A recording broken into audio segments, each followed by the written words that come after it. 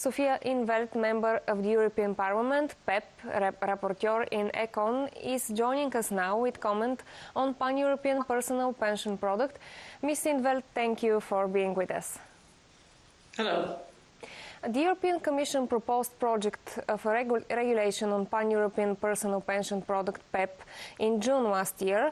After almost 1 year, are we closer to the approval of the framework, and where the process stands? Yes, we are coming closer step by step, but it's a very complex proposal. We have 28 member states who all have a variety of pension arrangements. We have state pensions, we have occupational pensions, we have the private, the personal, individual pension plans.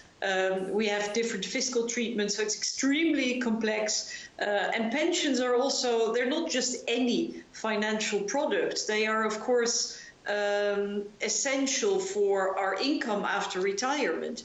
So for many people, a good retirement provision really makes the difference between, let's say, poverty or a comfortable life. So I think it's only reasonable that we take our time. There's no rush, but in the European Parliament we're working at a very steady pace. At the same time, the member state governments are going through the same process, and we hope we can start negotiations after the summer break and hopefully conclude before the end of the year. What are the main factors for the success of PEP? Well, clearly the fiscal incentive is a very important one. We also have to make sure, first of all, that it's a trusted product. People have to know that this is a safe product, that it's a good product, that it will give them a good return. It will have to become, a known European brand, and that in competition with other providers. I mean, because in some countries the market is already very well developed, almost saturated, and in other countries it's almost non-existent. So, PEP providers will have to adapt to different situations, also different regulatory systems, but I think the most important thing is that it's seen to be trusted, simple, easy to use, safe, but also a profitable product. People need to get a good return on their investment. Is the comparison between the different PEP products going to be very complicated? Well, we hope we can make it as simple as possible. And I think you have to distinguish. The European Commission had proposed that there will be 5 different PEPs, that providers can offer no more than 5 PEPs. In European Parliament, we have proposed to scrap that restriction. We've said, okay, there will be one basic PEP. That will be the product that most people are going to buy. It will be a kind of off-the-shelf, ready-made product, very simple, very safe.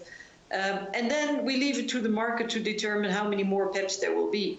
But we have, so that would be complicated. On the other hand, we have suggested fairly extensive information obligations for the providers so that the consumers can really compare easily. We will also encourage the creation of these comparative websites where people can compare the products. We're also encouraging the acceleration of the development of a site where all European citizens can get a complete overview of their pensions. I mean, we have something in my country.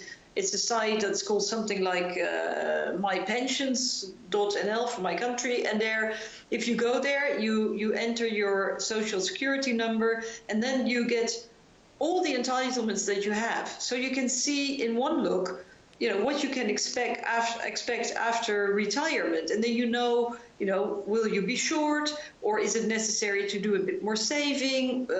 How can you do it? What's most profitable? What's the safest option? What is the most suitable for me at my age, etc. And we feel that there should be such a site for all European citizens. When do you expect the first PEPs to be offered?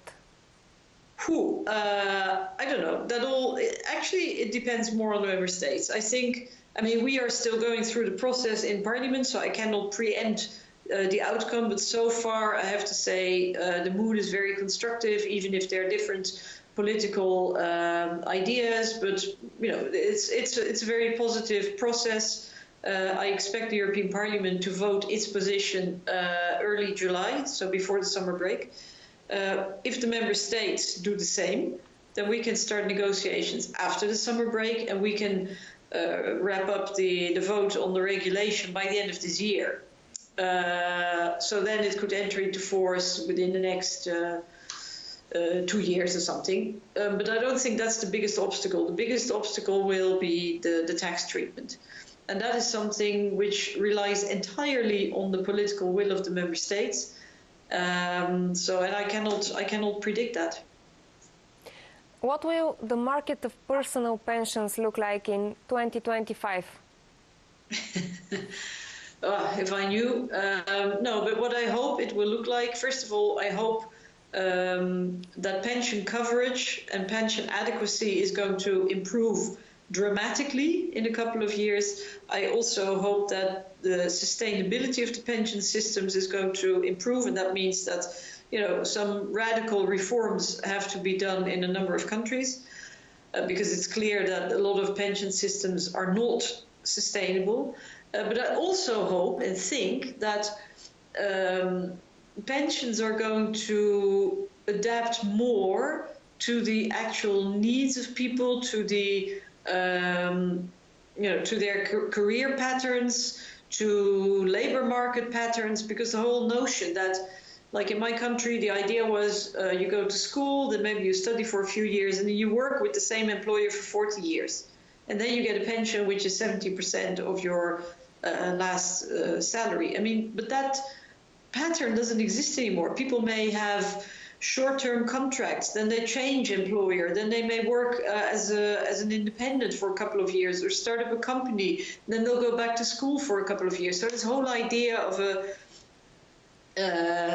sort of a linear build-up of your pension provision, that doesn't exist anymore. And I think that should be reflected a lot more in the pension systems that we have, because the current pension systems do tend to benefit the older generations more, and we have to cover a lot more for the younger generations because they actually get the short straw. So I really hope that by 2025 that will have improved.